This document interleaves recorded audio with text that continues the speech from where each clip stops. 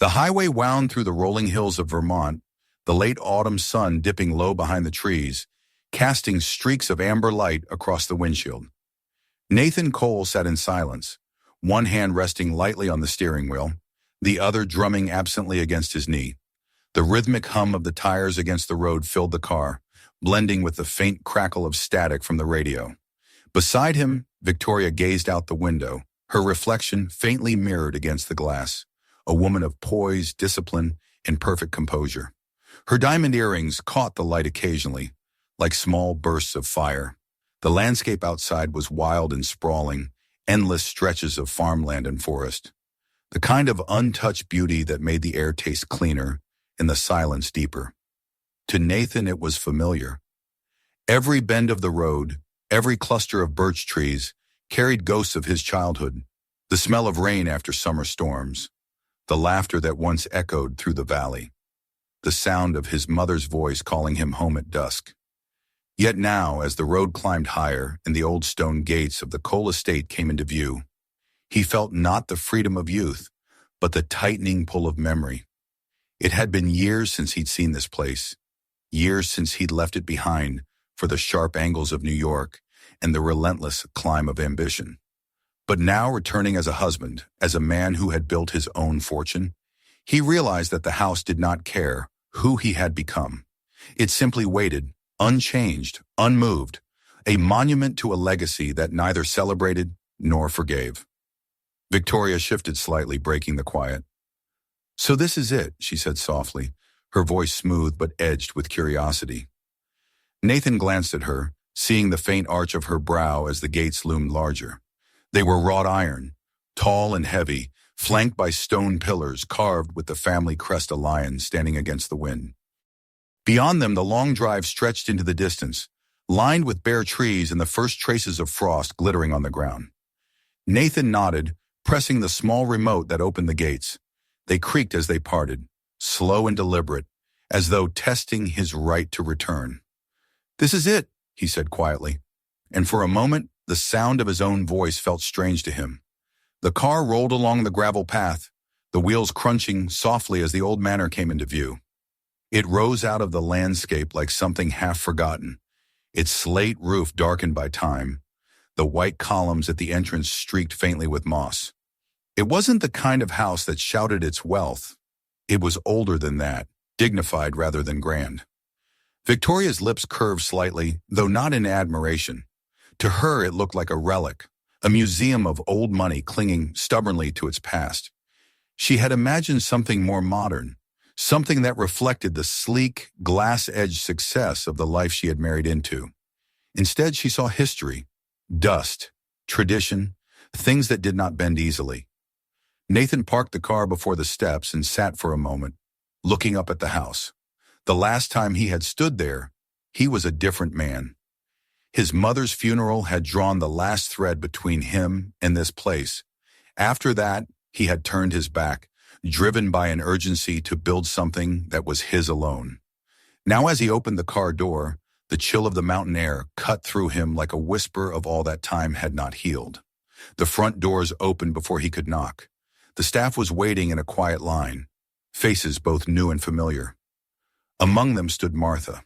He saw her immediately, though she stood a little behind the others, as though unwilling to claim the center of the moment. Her hair was touched with gray now, pulled neatly back, her posture straight as ever. She wore the same simple uniform she had always worn, her hands folded calmly before her. When she looked at him, her eyes softened, and the years between them vanished. Nathan stepped forward, 1,000 unspoken memories rushing through him, scraped knees, sleepless nights, the steady comfort of her voice. "Martha," he said, the name carrying the warmth of home, and for the first time since they had entered the property, he smiled. She smiled too, not the polite kind of smile people wear at reunions, but one that carried recognition and affection. "You're home," she said. It wasn't a question. Nathan embraced her without hesitation. The smell of her, lavender, tea, and old wood brought back everything he thought he'd forgotten. For a moment it felt as if he were 10 years old again, safe and certain in her arms. When they parted, she touched his cheek lightly, the same gentle gesture that once comforted him after nightmares. "You've grown into a fine man," she said, her voice quiet but proud. Nathan chuckled softly. "I had good teachers." He didn't notice Victoria watching, her eyes cool, her posture elegant but rigid. To her, the scene was unexpectedly intimate, perhaps even inappropriate. She had never seen her husband so open, so unguarded. It unsettled her in a way she couldn't quite name. From the entrance, Nathan's aunt, Margaret, approached, regal as ever, her expression composed. She was the keeper of the estate now, the one who had managed its affairs in his absence. She greeted him with a nod, then turned a measured gaze toward Victoria. "Welcome to Cole Manor," she said, her tone cordial but reserved. Victoria extended her hand, offering a practiced smile. "It's a pleasure to finally meet you," she said, her voice perfectly modulated. Margaret shook her hand briefly, the exchange polite but weighted with silent assessment. The dynamic between women was subtle but sharp, a faint spark of challenge passing through their glances. Nathan's older brother Adam appeared next, his grin wide and teasing. "Well, look who decided to come home," he said, clapping Nathan on the shoulder. Nathan smiled faintly, but his eyes drifted back to Martha. For a brief moment, their gazes met again, and something unspoken passed between them, a sense of grounding, of familiarity in the midst of everything that had changed. Inside, the house breathed with history. The air smelled faintly of pine wood and thyme. The high ceilings were supported by beams darkened by decades of smoke from winter fires. Oil portraits lined the hallway, faces of ancestors whose eyes seemed to follow every movement. Victoria walked slowly, her heels clicking against the polished floors, her expression carefully composed. She admired the craftsmanship, the architecture, yet beneath her appreciation lay a quiet disdain. The house felt heavy, burdened by its past. Nathan, however, felt the opposite. Each creak of the floorboards seemed to welcome him back. He saw himself as a boy running down the hall, Martha chasing after him with a folded blanket. He saw the Christmases, the long dinners, the echoes of laughter that still lingered faintly in the walls. This was not just a house. It was memory incarnate. Later that evening, Nathan found himself standing in the drawing room, the fire casting soft light across the room. He stared into the flames, feeling the strange blend of comfort and unease that always came with being back. Victoria stood near the piano, her reflection mirrored in its glossy surface. She ran her fingers lightly across the keys, not to play, but to feel the texture. He could sense her restlessness, her silent judgment. She said little, but her silence was eloquent. To her, the house needed transformation, a renovation that would erase the scent of old lives and replace it with her own. Nathan knew that look, the one that meant she was already planning. He wanted to say something, to ask her to give the place a chance, but the words never came. Instead, he poured himself a glass of bourbon and let the warmth dull the ache that had begun to form in his chest. When Martha entered to announce that dinner was ready, her voice carried the same calm authority it always had. Nathan thanked her softly, feeling again that strange mixture of gratitude and guilt that had lingered since his return. Victoria smiled faintly at Martha, the kind of smile that was all courtesy and no warmth. "Your staff is efficient," she remarked casually, and Martha nodded politely. "We do our best, ma'am." Nathan noticed the slight pause that followed, the faint chill beneath the exchange. He brushed it off, convincing himself it was nothing. But somewhere deep inside, a quiet unease had already taken root. At dinner, the table gleamed under the light of the chandelier. Silver cutlery arranged with precision, the china bearing the family crest. Margaret sat at the head, her posture straight, her expression serene. Adam, as always, carried a smirk that never seemed to fade. Victoria spoke with grace, engaging the others with stories of city life, of art galleries and new restaurants, of people whose names carried power. Nathan listened quietly, answering when spoken to, though his attention drifted often toward Martha, who served with her usual composure. It was a simple thing, her presence, yet it made the house feel whole. Then Victoria's gaze lingered on her a moment too long, and the faintest curve of amusement appeared at the corner of her lips. "I wasn't expecting the staff to dine with the family," Victoria said lightly, swirling her wine. The room stilled. Martha paused briefly, then continued placing a dish before Margaret. "I've been with the Coles a long time, ma'am," she said gently. "This has always been the way." Victoria's smile tightened. "Interesting," she murmured, as though the custom were a curious artifact. Nathan felt the tension rise like smoke.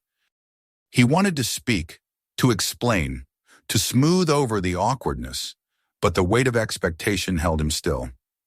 Margaret's eyes flicked briefly toward him, a silent warning. He looked away. After dinner, when the others had retired, Nathan stood alone in the hallway. The faint strains of piano music drifted from the parlor where Victoria had gone. The melody was elegant, flawless, yet it left him cold. He turned toward the servants' corridor, where he caught a glimpse of Martha extinguishing the last of the lamps. For a fleeting second, he wanted to follow her, to thank her for the quiet stability she brought simply by being there. But he didn't move. Instead, he watched as the lights went out one by one until only darkness remained. That night, he lay awake beside Victoria, listening to the wind move through the trees. Her breathing was slow and steady, perfectly at peace. His, however, was restless. The ceiling above him seemed too high, the room too quiet. He thought of Martha's calm eyes, of the way she had said, "You're home." The words lingered, not as comfort, but as a question. For the first time since his return, he wondered whether home could still be a place that welcomed him, or whether it was something he had already lost without noticing. And as the house settled into silence around him, Nathan realized that something had shifted, almost imperceptibly, beneath the surface. It was the faint tremor before a storm, the kind that begins not with thunder, but with a breath of cold air that makes you look toward the horizon and know that peace will not last. The first light of morning crept through the high windows of Cole Manor, breaking across the polished floors in thin streaks of gold. The house, always so still at dawn, carried a quiet hum of life returning. Servants moved softly through the hallways, the faint clatter of dishes and the scent of freshly brewed coffee filling the air. Nathan stood by the window of the master bedroom, his hands resting on the frame, his eyes tracing the mist that lingered over the distant hills. Behind him, Victoria stirred, stretching languidly beneath the thick white sheets, her hair spilling like silk across the pillow. The light touched her face gently, but her expression, even in sleep, was one of control, poised and deliberate, as though even her dreams were curated. When she finally rose, she moved with the ease of someone accustomed to command. Her morning routine was a ritual of perfection, every gesture deliberate, every movement graceful. Nathan watched her quietly, feeling that familiar mixture of admiration and distance. She was beautiful, undeniably so, but her beauty seemed to come at a cost, as if the same precision that made her flawless also kept her untouchable. When she spoke, her tone was pleasant, but edged with detachment. "I was thinking," she said, standing before the mirror as she fastened an earring, "this place could be extraordinary with a few changes. Some light, some color. Maybe we could start with the parlor. It's so dark it feels like a church." Nathan turned from the window. "It's old," he said simply. "It was built that way." Victoria smiled faintly at his reflection in the mirror. "Exactly." At breakfast, the family gathered as they always did, though the atmosphere was different now, subtly changed by Victoria's presence. Margaret sat in her usual place at the head of the table, her posture regal and her expression unreadable. Adam lounged nearby, stirring his coffee with slow, deliberate motions, the faintest smirk playing on his lips as he observed his brother and sister-in-law. The staff moved quietly in the background, placing dishes with precision. Martha, as always, oversaw it all, her movements calm, her gaze steady, the quiet authority of someone who understood the rhythm of the house better than anyone. When Victoria entered, the room seemed to shift slightly, as though the air itself drew in a careful breath. She greeted everyone with polite warmth, her charm effortless, but her eyes carried that same calculating gleam, measuring the dynamics of the family around her. As they ate, conversation flowed easily, at first small talk about the town, about the weather, about the upcoming autumn festival in Burlington. Then, as if guided by some quiet impulse, Victoria began to speak of change again. "I was thinking we might move some of the portraits in the hallway," she said lightly, buttering her toast. They're beautiful, of course, but so many faces staring down, it's a bit much. Perhaps they could be stored, and we could hang something more contemporary? Nathan looked up briefly. Those portraits have been there for generations. All the more reason to give them a rest, she said, her smile never wavering. Margaret's spoon paused in her tea, the faintest clink breaking the quiet. Adam glanced at Nathan, his smirk deepening. Careful, Victoria, he said. Around here, moving a portrait is practically sacrilege. She laughed softly, the sound pleasant but hollow. Then I suppose I'll be a heretic. Martha, standing near the sideboard, said nothing. She continued her work, but Nathan noticed the way her hands moved a little slower, her gaze flickering briefly toward the walls. He could almost hear her thoughts, though she would never speak them aloud. The house had stood unchanged through births and deaths, wars and seasons. Every inch of it meant something. To erase even a small part of it was to unweave the fabric of what it had always been. Yet she remained silent, her dignity unshaken, and that silence somehow made the air heavier. Nathan told himself it was nothing, that Victoria was only trying to make the place her own, but a faint unease began to stir within him all the same.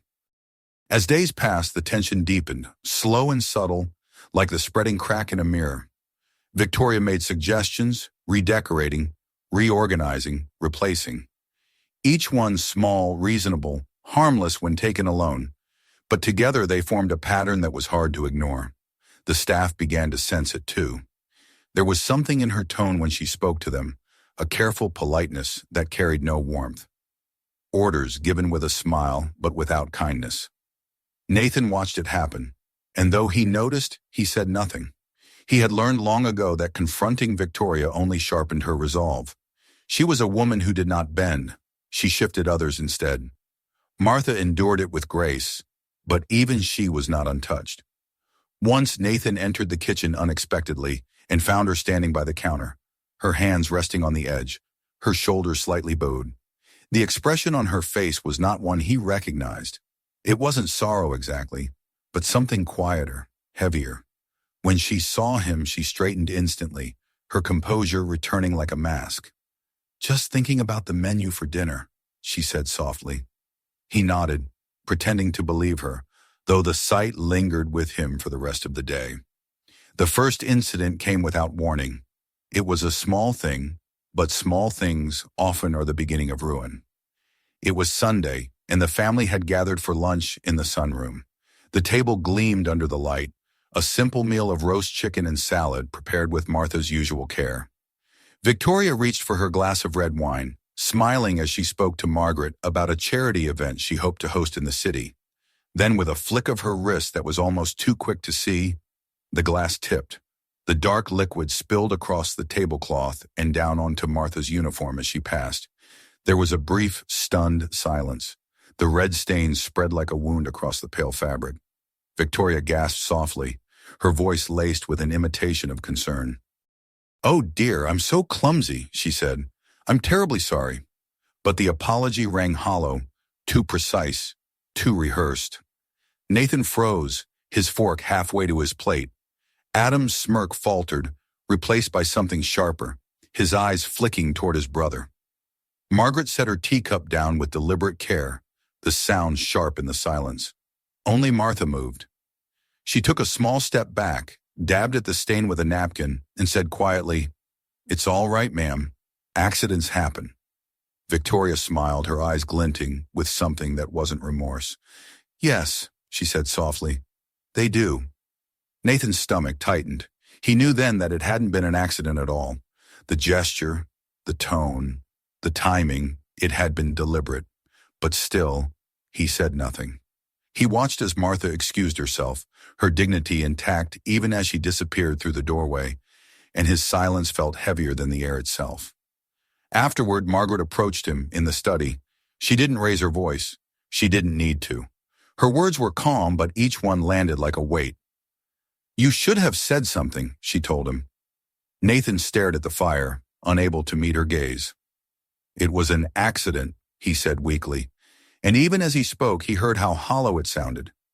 Margaret's expression hardened. "No, it wasn't," she said. You think silence keeps the peace, but it doesn't. It only feeds cruelty."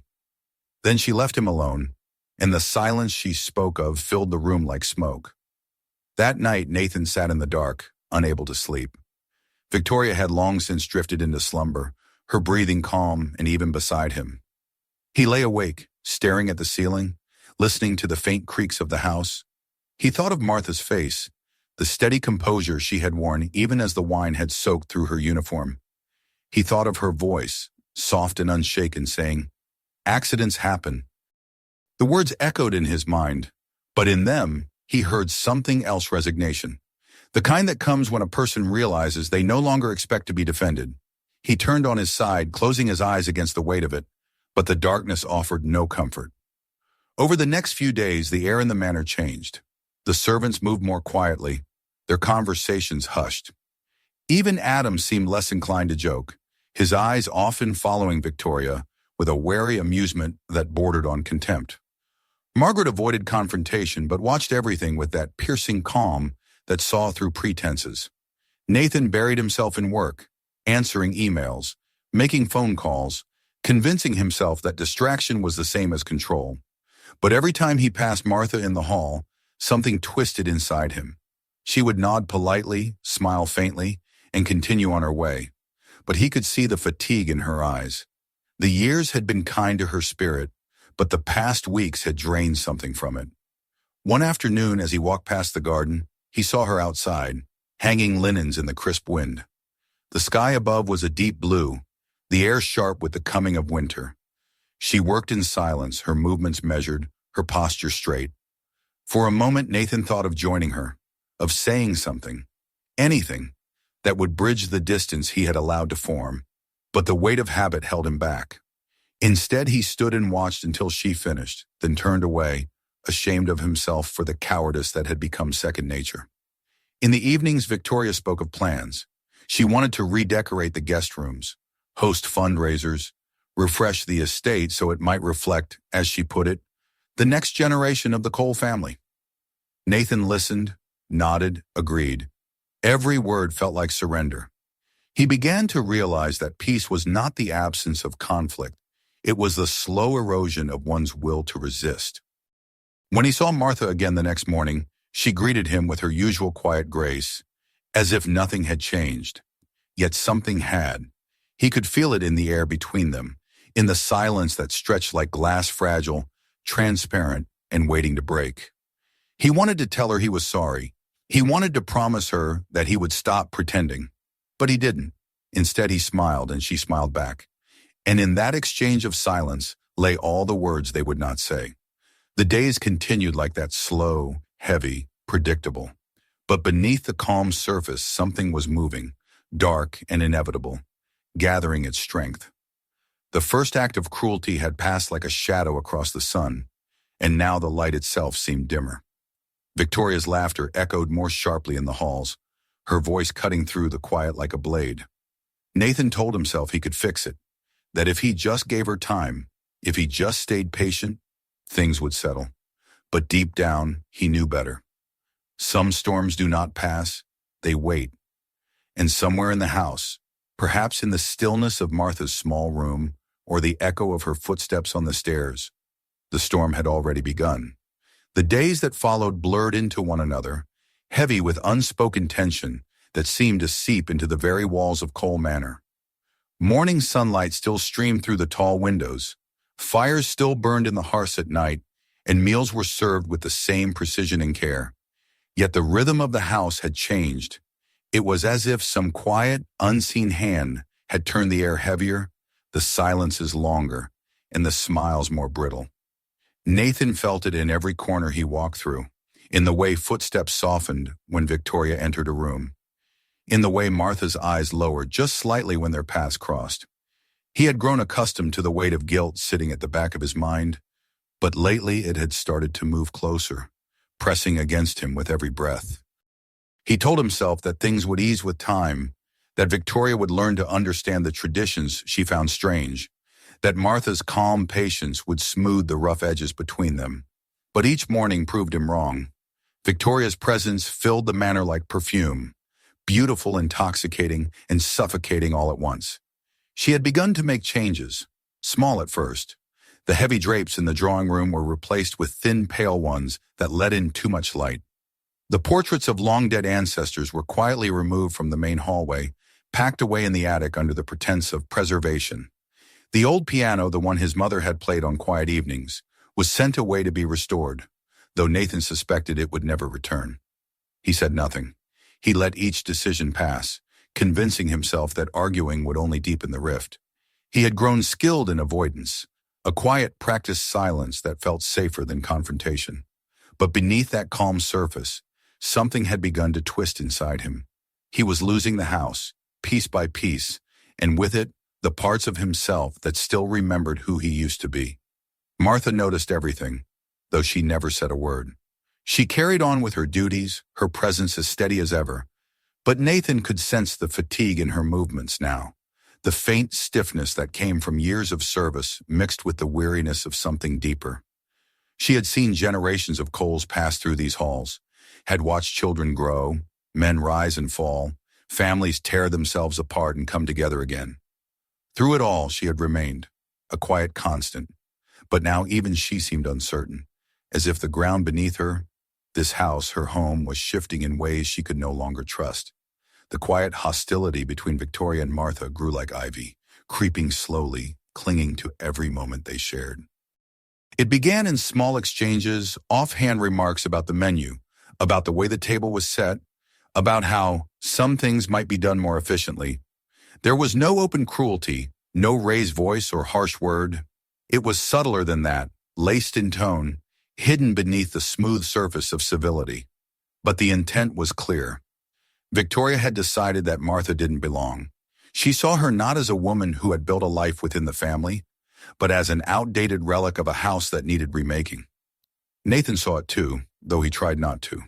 He noticed how Victoria's gaze followed Martha when she entered a room, sharp and appraising, as if she were evaluating something that had long outlived its purpose. He noticed how Martha's replies became shorter, more formal, and how the warmth that had once filled her voice when she spoke to him had dimmed. It was a kind of quiet war, one that fought not with words or weapons, but with presence, with who could make the other smaller, who could hold the power of stillness the longest. One evening, as the first hints of winter began to creep across the fields, the tension finally began to harden into something that could no longer be ignored. The family gathered in the dining room, the long mahogany table gleaming under the soft light of the chandelier.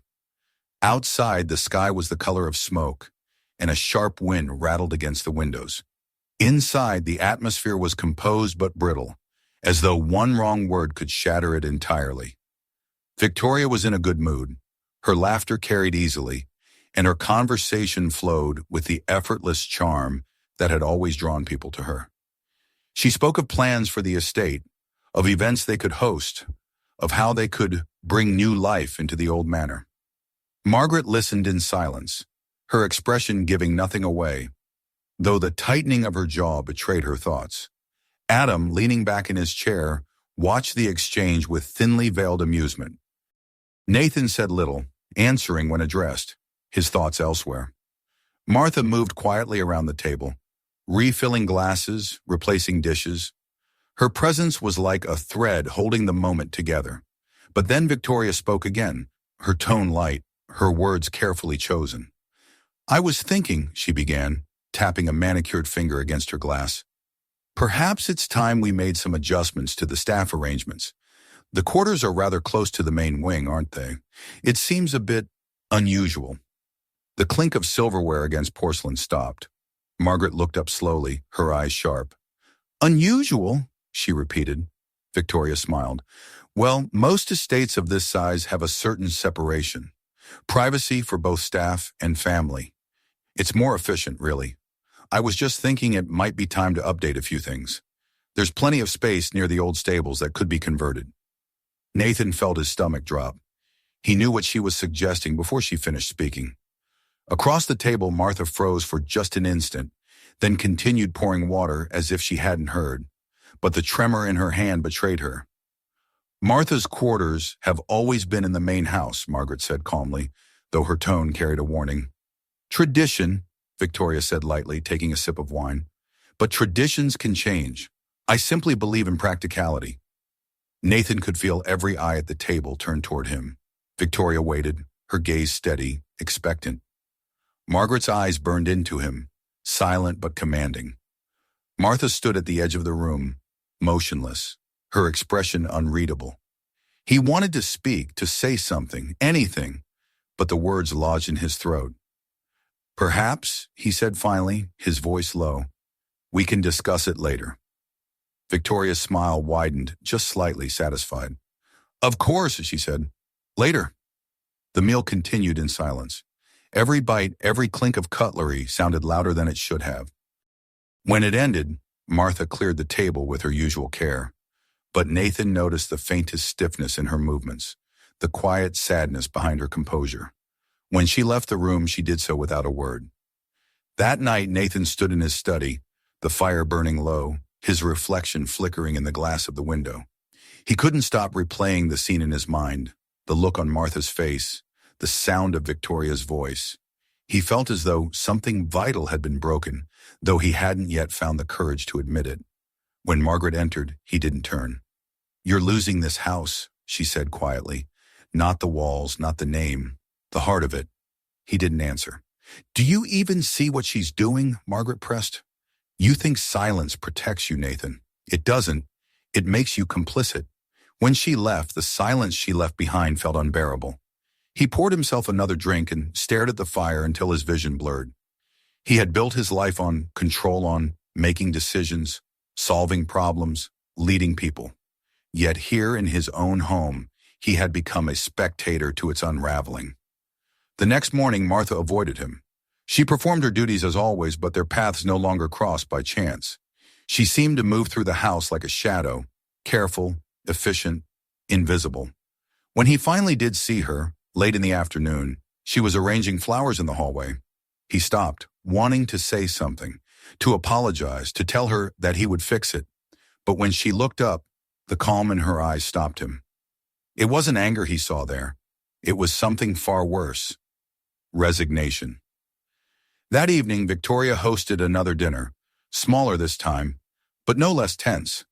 The atmosphere was charged, every glance sharp enough to cut. Martha served as usual, her composure unbroken. When she reached across to refill Victoria's glass, it happened again, a flick of movement, deliberate yet performed with the precision of an accident. The glass tipped, the wine spilled, dark and sudden across Martha's hands in the front of her uniform. "Oh, not again," Victoria said softly, her voice dripping with mock surprise. "I really must be more careful." The silence that followed was absolute. Nathan's hands tightened around the arms of his chair. He could hear his heartbeat in his ears. Martha straightened slowly, blotting the stain with a napkin. "It's all right, ma'am," she said quietly. "Accidents happen." Margaret set her fork down sharply. "Enough," she said, her voice cutting through the stillness. "I don't know what kind of behavior you find amusing, Victoria, but in this house we treat people with respect."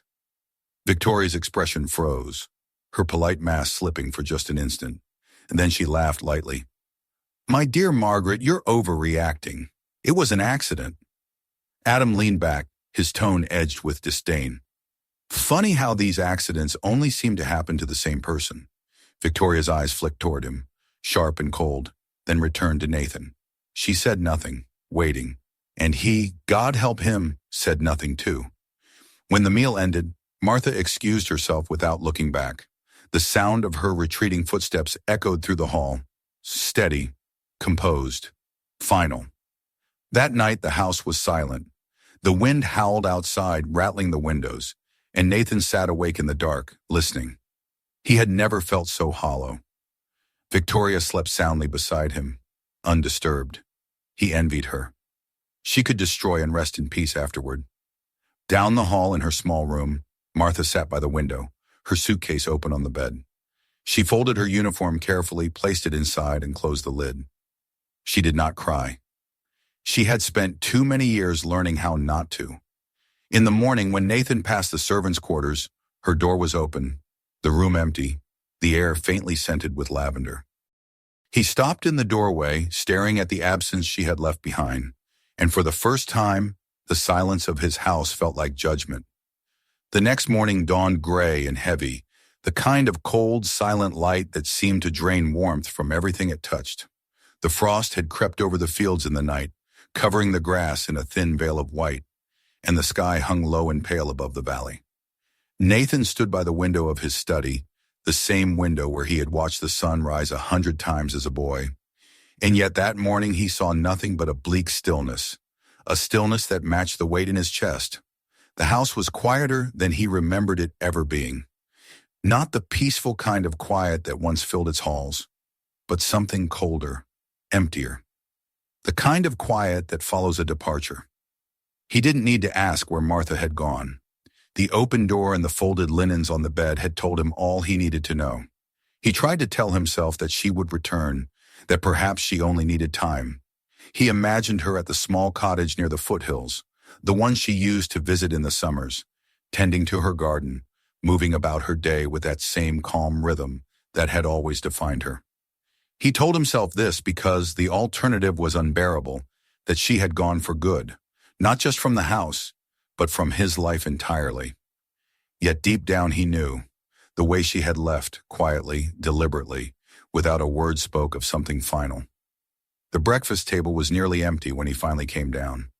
Only Margaret sat there, her cup of tea untouched, her gaze fixed on the fire. She didn't look up as he entered. Victoria was absent, of course. She rarely rose early now, claiming she preferred to begin her days in peace.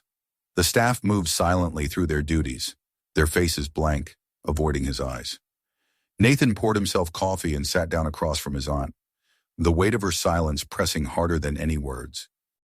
"She's gone," Margaret said finally, without turning her head. "Yes. I suppose that doesn't surprise you." He said nothing. "She packed her things before dawn," Margaret continued. "Didn't ask for help, didn't say goodbye. That woman gave her life to this family, Nathan. She raised you. She held this house together when the rest of us were too broken to do it ourselves, and you let her walk away without a word." Her voice was calm, but every syllable was a blade. Nathan wanted to answer, to explain that he hadn't known, that he hadn't realized it would come to this. But the words caught in his throat. What excuse could there be? He had seen it happening, day by day, like a slow decay spreading through the walls, and he had done nothing. "She didn't belong here anymore," he said at last, the lie tasting bitter the moment it left his mouth. Margaret's eyes lifted to him then, sharp and cold. "No, Nathan," she said softly. "She didn't belong because someone made sure she didn't, and you stood by and let it happen." He looked away, staring into the steam rising from his cup. "I didn't want to make things worse," he murmured. Margaret gave a quiet, humorless laugh. "Worse? You think silence doesn't make things worse? You think watching cruelty and saying nothing absolves you of it? You've become your father in that way, so afraid of losing control that you let everything rot around you." He flinched at that. She rose, gathering her shawl, and turned toward the door. "The worst part," she said, pausing in the doorway, "is that Martha will forgive you. That's who she is. But you'll never forgive yourself." Then she was gone. The words stayed with him long after she left. He sat there for nearly an hour, staring into the cold coffee, until the sound of footsteps on the stairs broke his trance. Victoria appeared, immaculate as always, dressed in a pale silk robe, her hair cascading smoothly over her shoulders. She moved like someone untouched by the weight that filled the house. "You're up early," she said lightly, pouring herself juice. "She left," Nathan said. Victoria looked at him over the rim of her glass. "Who?" "Martha." "Ah." She took a sip, unbothered. "Well, it was bound to happen sooner or later. She was getting old, Nathan. Change is never easy for people like that." He stared at her, disbelieving the ease with which she said it. "People like that?" he repeated quietly. Victoria smiled faintly, as though she hadn't heard the warning in his tone. "Oh, don't start with that look. You act as if she's some kind of saint. She was a housekeeper. A very good one, yes. But still, people move on.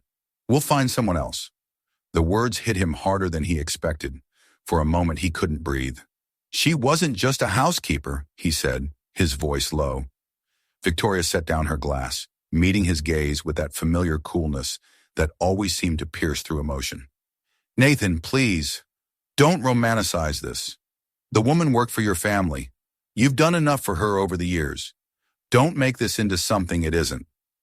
Something inside him snapped then, quiet but irreversible, like the faint crack of glass before it shatters. You humiliated her, he said. You drove her out of this house. Victoria tilted her head slightly, her expression unreadable. I think you're being dramatic. He stood, the chair scraping against the floor.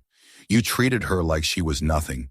You've treated everyone in this house that way since we arrived. And what have you done to stop it? She asked, her voice still calm, almost amused. If I'm the monster here, Nathan, then what does that make you? You watched, didn't you? You said nothing. You let me be what you didn't have the strength to confront. The words landed with precision, cutting him open from the inside. For the first time, he saw her not as the woman he had once admired, but as something else entirely cold, hollow, and dangerously honest. I don't know who you are anymore, he said quietly. Victoria smiled, a small, lifeless curve of her lips. Then you're finally starting to see clearly. He left the room without another word. For the rest of the day, he moved through the house like a ghost. Every corner he passed reminded him of Martha, her voice, her quiet laughter, the way she would hum softly in the kitchen when she thought no one was listening. The smell of freshly baked bread that used to fill the halls was gone, replaced by the sterile scent of Victoria's imported candles. The house felt stripped, not just of people, but of meaning. That evening, a storm rolled in from the mountains, heavy clouds gathering until the sky turned black. Thunder rumbled in the distance, and rain began to lash against the windows. Nathan sat in the study, staring at the fire, watching it flicker and twist in the dim light. The sound of the storm outside matched the restlessness in his chest. He thought of going after Martha, of getting in the car and driving through the rain until he found her. But the thought remained just that, a thought. He poured himself another drink instead. Hours passed. The fire burned low. When Victoria entered, the room smelled of smoke and whiskey. She stood near the doorway, her silk gown glinting faintly in the firelight. You've been hiding in here all day, she said softly. He didn't look at her. There's nothing left to say. Don't be melodramatic, Nathan. You're not the first man to feel guilty for something that wasn't his fault. He turned then, his eyes dark. Wasn't my fault. Victoria crossed the room slowly, her expression composed. Martha chose to leave. I didn't tell her to go. I simply made it clear that things were changing. You can't blame me for her inability to adapt. You humiliated her in front of everyone, he said, rising to his feet. You made her feel small in her own home. She was a servant, Victoria replied. This isn't her home. Nathan stared at her for a long moment, and in that silence, something inside him hardened. Get out, he said finally. Victoria blinked, her composure slipping for the first time. Excuse me? You heard me. Pack your things. I want you gone by tomorrow. For a moment, neither of them moved. The only sound was the rain against the glass. Then she laughed softly, incredulously. You're serious. I'm done, he said, with all of this. With you. Her expression shifted then, not to anger, but to something colder, sharper. You'll regret this, she said quietly. You always do when you make decisions with your heart instead of your head. Maybe, he said, but at least I'll have one. She stared at him for a moment longer, then turned and walked out, the soft click of her heels echoing down the hall. When the sound of her footsteps faded, Nathan sank back into his chair, exhaustion washing over him. The storm outside grew louder, the wind howling through the trees, but inside the fire had nearly died. He sat there for hours, staring at the ashes, until the first light of dawn began to creep through the window. By morning, Victoria was gone. There was no note, no message, just the faint scent of her perfume lingering in the hall. The silence that followed her departure was different this time, cleaner somehow, less oppressive. For the first time in weeks, Nathan could breathe. He walked through the house slowly, touching the walls as he passed, as if reacquainting himself with an old friend. In the kitchen, he found a note left on the counter in Martha's careful handwriting. It was short, no more than a few lines, but it was enough. She hadn't gone far. By the time the sun had fully risen, Nathan had made up his mind. He packed a small bag, took his coat, and stepped outside. The air was sharp and cold, the frost crunching under his boots. The road stretched out before him, winding through the hills toward the place where he knew she would be. He didn't know what he would say when he found her, or if she would even want to see him. But for the first time in a long while, he wasn't afraid of the silence. Behind him, Cole Manor stood still against the pale morning light, its windows glinting faintly, its walls quiet but no longer suffocating. The storm had passed, and though the damage remained, there was a strange kind of peace in its wake, a sense that something broken might, at last, be made whole again. The morning air was brittle and bright as Nathan drove along the winding country road, frost glinting on the edges of the fields like scattered glass.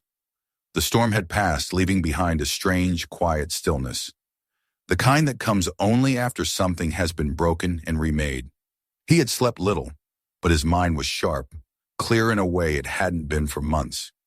Each turn of the road brought him closer to something he could not yet name. Redemption, perhaps, or simply the courage to face what he had lost. The landscape around him was the same one he had looked upon 1,000 times as a boy. But it felt different now.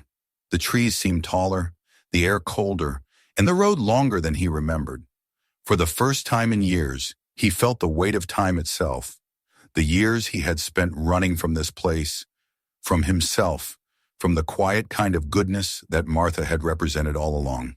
The small cottage came into view as he rounded the last bend, its roof dusted with frost, smoke curling lazily from the chimney. It was a modest place tucked between two hills, with a narrow path leading to the front door and a garden still clinging to the remnants of autumn. He slowed the car and sat for a moment before stepping out. The cold bit through his coat, and the sound of the gravel under his boots was loud in the still air. He hesitated at the gate, his hand resting on the latch, his breath visible in the sharp morning light. What could he say that would matter? How could words undo what silence had done? The door opened before he could knock. Martha stood there, framed by the dim light inside, her shawl wrapped around her shoulders, her face calm but wary. The sight of her hit him harder than he expected. She looked smaller somehow, more fragile, yet her eyes were as steady as ever. For a long moment, neither of them spoke. The wind moved softly through the trees, carrying the faint scent of wood smoke. Then she stepped aside.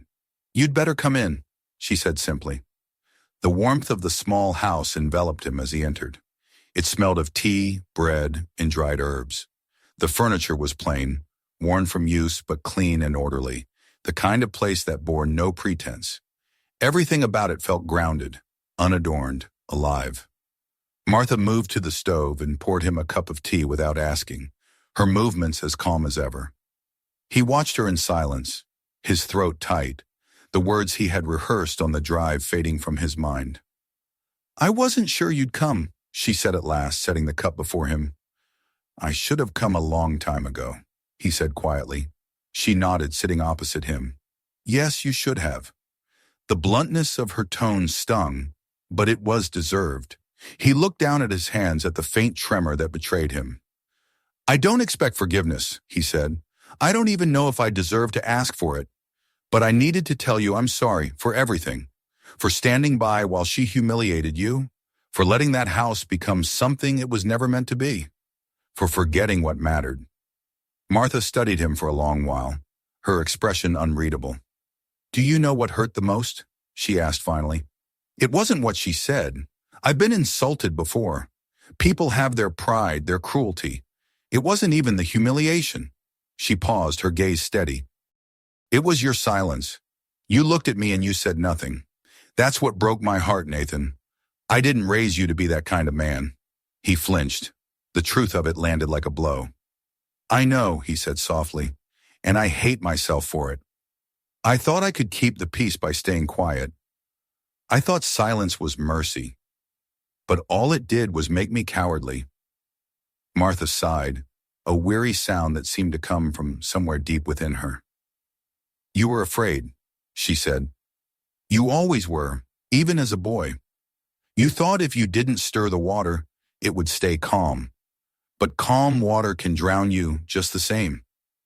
He looked up then, meeting her eyes. I can't undo what's been done, but I can change what happens next. The house, it's empty now. Victoria's gone. I know, she said. Word travels fast around here. I want you to come back, he said, the words breaking through before he could stop them. Not because I need you to fix it, not because I think it will make things right, but because it's your home, Martha. It always was. Without you, it's just walls and furniture. It doesn't breathe. For the first time since he had arrived, her composure wavered. She looked away, her hands tightening around her teacup. It's not an easy thing to go back to a place where you were made to feel small, she said. Even if the one who hurt you is gone, the memory stays. I know, he said, but it's not the same anymore. It's quiet now. The house feels hollow. It needs someone who remembers what it was supposed to be. And his voice faltered, I need to remember too. Martha rose slowly, moving to the window. Outside, the hills shimmered under the pale sun, the frost beginning to melt into droplets that glistened like glass. She stood there for a long moment, her back to him, her hands clasped before her. When she finally spoke, her voice was softer. Do you know why I stayed all those years? He shook his head. It wasn't duty, she said, and it wasn't pity. I stayed because that house was filled with people I loved. Your mother, your brother, even your father in his way. And you most of all. It wasn't about work, it was about belonging. But belonging only matters if it's shared. She turned to face him. You can't rebuild that house alone, Nathan. It has to come from you too.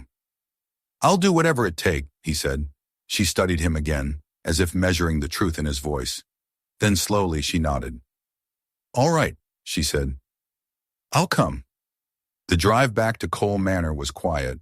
The road glistened with meltwater, and the air smelled faintly of thawing earth.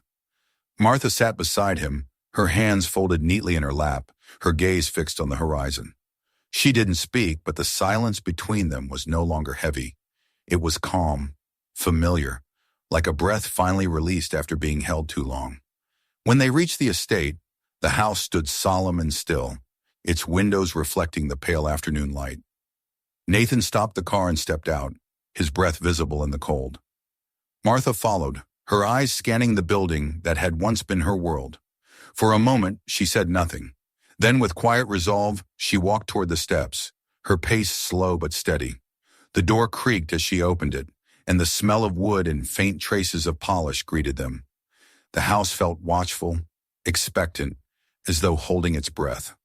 They moved through the rooms together, the sound of their footsteps echoing softly. The parlor still bore traces of Victoria's influence. The sterile colors, the rearranged furniture, but already it felt less oppressive. Nathan followed Martha as she opened windows, letting in air and light, her movements gentle but purposeful. She didn't say much, only small, practical things. What needed cleaning, what should be moved back, which curtains to replace. But as she worked, the atmosphere shifted. The house seemed to respond to her presence, as though recognizing an old friend. By evening, the fire in the main hearth was burning again. Nathan watched the flames flicker, the warmth spreading slowly through the room. Martha sat across from him, her hands resting on her lap, the lines on her face softened by the firelight. For a long time, they didn't speak. There was no need. The silence between them had changed. It was no longer the silence of avoidance, but of peace. When she finally spoke, her voice was low. Do you know what your mother used to say about this house? He shook his head. She said it wasn't the walls that made it home. It was the people who filled it. When they were kind, the house felt alive.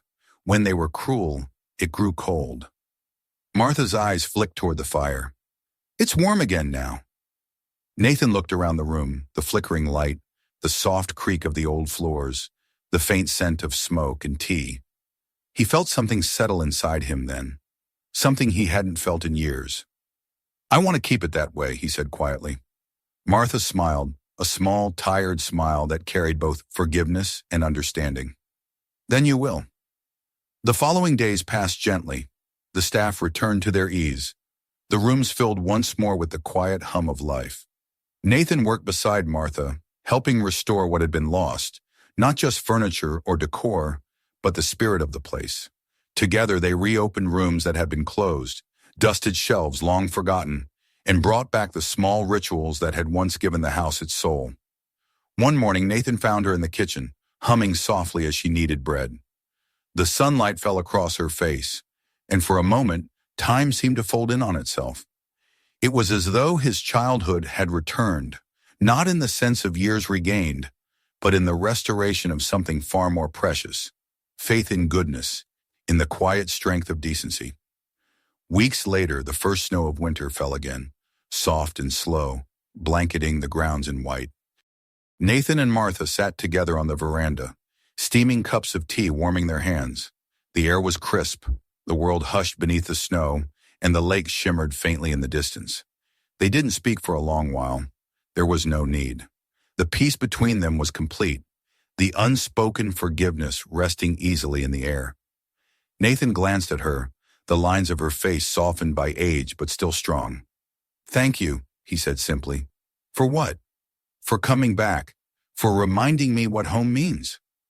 Martha looked out at the lake, her expression thoughtful. "Home isn't a place, Nathan.